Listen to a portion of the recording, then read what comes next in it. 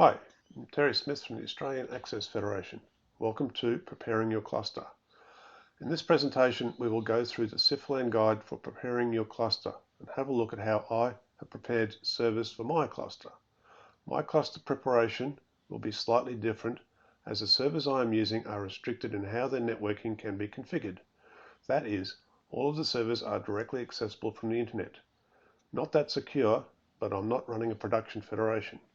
Ensuring your cluster technologies are secure from attack is essential and will be discussed in a later presentation. We will jump out now and go through the guide. Please note it is a guide, and as such you may need to make changes to meet your own environmental requirements. This is the guide for setting up your Kubernetes cluster, provided by the CIFLAN team for the iFire project.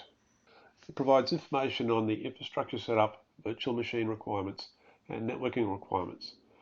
There is also a link to a YouTube video that will provide you with some basic knowledge about Kubernetes. If you're new to Kubernetes, I recommend you take a look. The infrastructure setup is based on a typical Kubernetes cluster setup that has masters and worker nodes.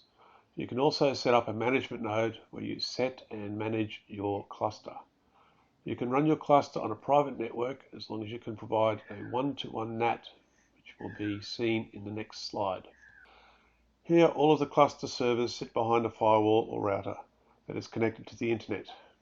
Your servers, you will need at least 7 to provide a HA infrastructure. 1 for management, only required to set up and manage your cluster. 3 master servers and 3 worker servers. These worker servers need to be well-provisioned servers, as they will be providing the Federation services, including your hosted IDPs. Rocky Linux version 8 is recommended with a bare minimal install. No GUI is required. You must have root access to all servers.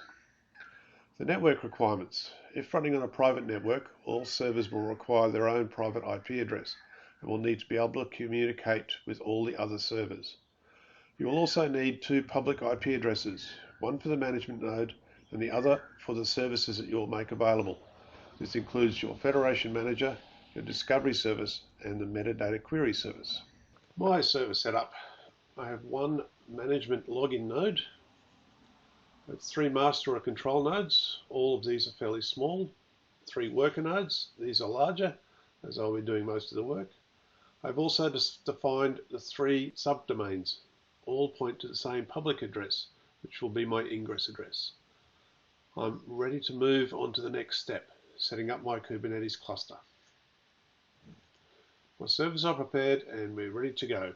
I'll see you in the next video where we'll set up our Kubernetes cluster.